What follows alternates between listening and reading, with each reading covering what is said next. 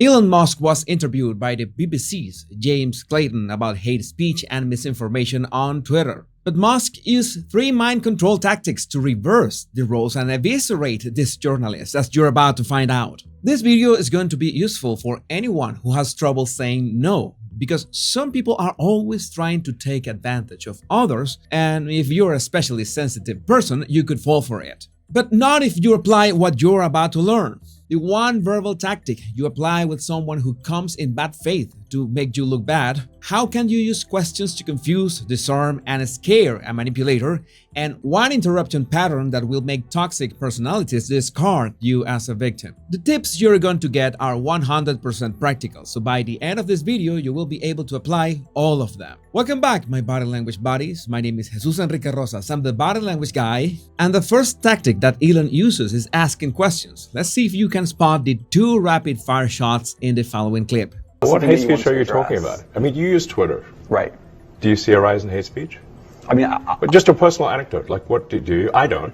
Personally, for you, I would see I get more of that kind of content, yeah, personally. The first one is just a rhetorical question. What hate speech are you talking about? But then Elon is specific. Do you see a rise in hate speech? That is an easy yes or no question, and Clayton just stutters. Then Elon tries to make it seem like he is being friendly.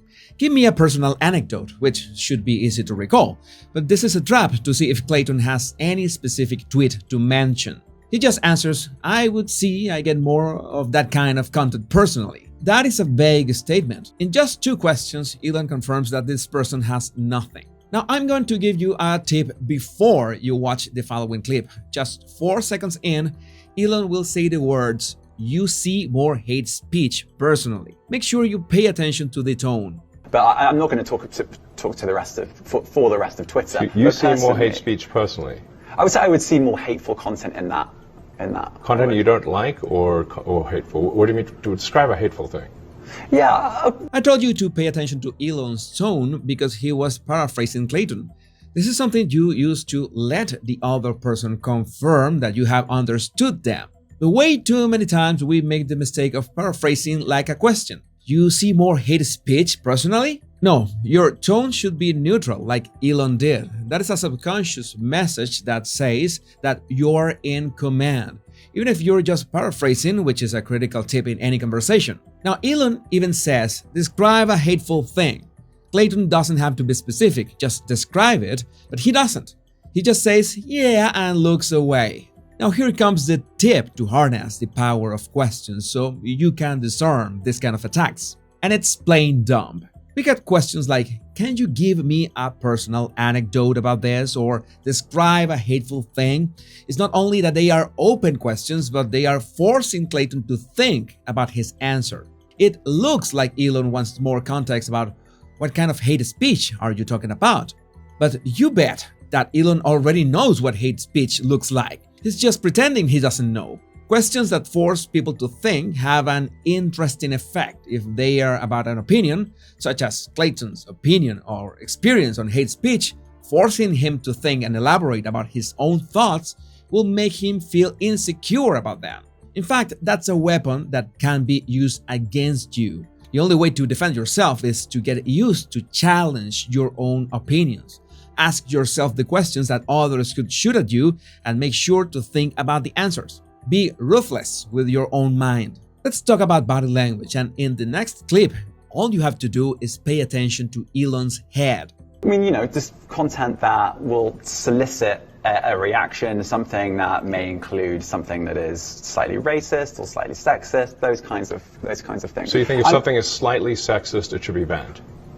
Yeah, that pause at the end. I told you to pay attention to Elon's head because he is just nodding. What's so special in that? Well, that's an almost universal gesture that means, go on, I want to listen to you, please keep talking. So we know that asking open questions will slowly erode the person's self-confidence. And as you can see, he's trying to explain himself still in vague terms.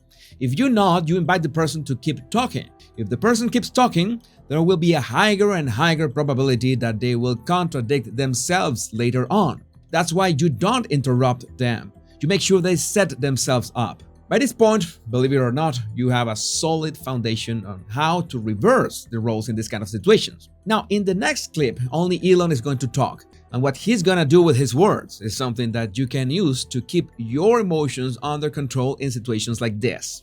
I'm just curious. I'm trying to understand what you mean by hateful content. And I'm asking for specific examples. And you just said that if something is slightly sexist, that's hateful content. Does that mean that it should be banned? All that he is doing is repeating Clayton's words. This is not paraphrasing, because paraphrasing can be approximate or slightly different. He's summarizing but using word for word. This requires not that much cognitive energy, and it's something that you can do even if you're upset. Just repeat their words. And it's at this moment that they have to compromise and accept that that's what they said. And that's how they will set themselves up for contradictions. Don't believe me? Just watch. Well, you've asked me whether my feed, whether it's got less or more. I'd say it's got slightly more. That's why I'm asking for examples. Can you name one example? I honestly don't use. Honestly, I You don't. can't name a single example. I'll tell you why. Because I don't actually use that for you feed anymore. What? Wait a minute. Personally, my for you, I would see I get more of that kind of content. Yeah, personally. I'll tell you why. Because I don't actually use that for you feed anymore. That's what I mean. You let them speak, they will always end up contradicting themselves. And this is especially critical when they talk in vague terms, when they don't want to give you details, even if you just ask them for a general example of what they claim. And it was so fun to watch Elon's reaction, like, are you seriously telling me this nonsense? Each tactic isolated is deceptively simple. Play dumb, ask for more details, let them talk. But as a system, they let you remain in control of your emotions, while they crumble on their seats. Now, most of the time when you have cornered someone like this, maybe it's not the best idea to call them out directly. Hey, what you're saying is making zero sense. But Elon did not pull any punches here, and he tells Clayton, you lied. Then I say so that you don't know what you're talking about. Really?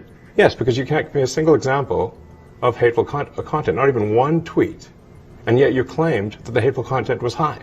Well, that's false. No, what I claimed... You just lied. What? No. Whether if you want to tell someone that they are lying or you want to give them some more rope is completely up to you.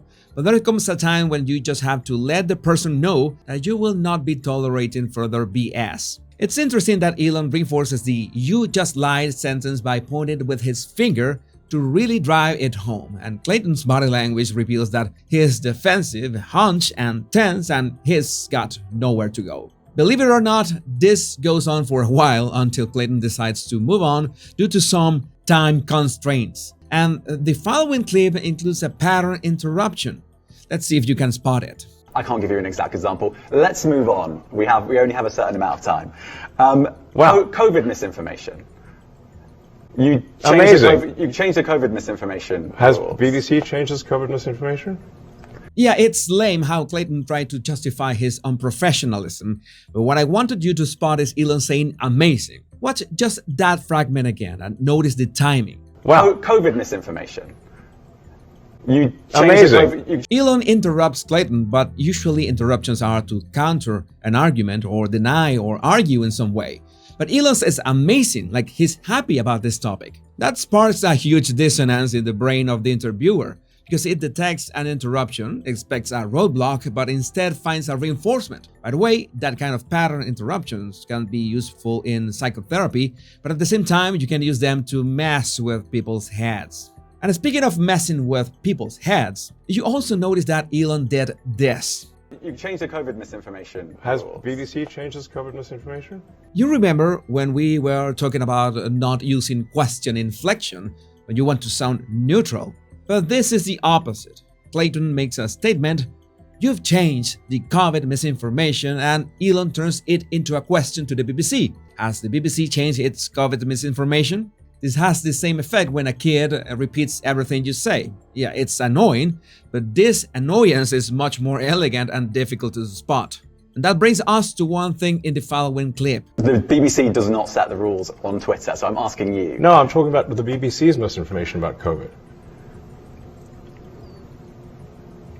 I'm literally asking you about, you changed the labels, the COVID misinformation labels. There used to be a policy. Yeah, the pause. Pauses like this can be extremely powerful. You say something and just shut up. You're expecting a reaction from the other person. You're setting them up in a reaction state of stress. Now, if you want an advanced body language tip, we should take a look at Elon's breathing. This is usually a harder signal to spot. It depends on what the person is wearing, the lighting, the seating, and our angle in respect to them. But these circumstances are perfect. And the exact moment in which Clayton decides to move on to the next topic because, time constraints, you can spot that Elon's breathing has become more intense. His shoulders and chest give him away. You can tell that this is an emotional reaction because this was not happening 3 minutes earlier. So he's keeping it cool, but his body language is revealing that he's upset with this guy. He might be even nervous. That's why I tell you we need a system to keep our emotions in check in this kind of situations. It was also a good idea to just let Clayton move on to the next topic. Maybe you will feel tempted to kick a dead horse, but you might end up looking like a bully. So to recap, here's how you confuse and disarm an ill-intentioned toxic personality. If they speak in vague terms, you make sure to ask them questions about their questions. What do they mean? Please give me an example. I want to understand what you require. Nod and play dumb. Make sure to remember their words so you can summarize and repeat, so they have to compromise with what they just said. Do not paraphrase, but word for word, so there's no chance they claim that you misinterpreted their words. And finally, the pattern interruptions.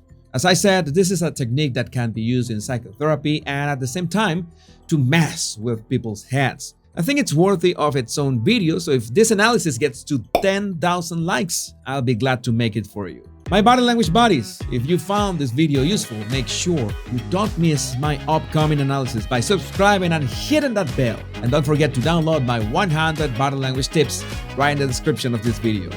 Much love and bliss.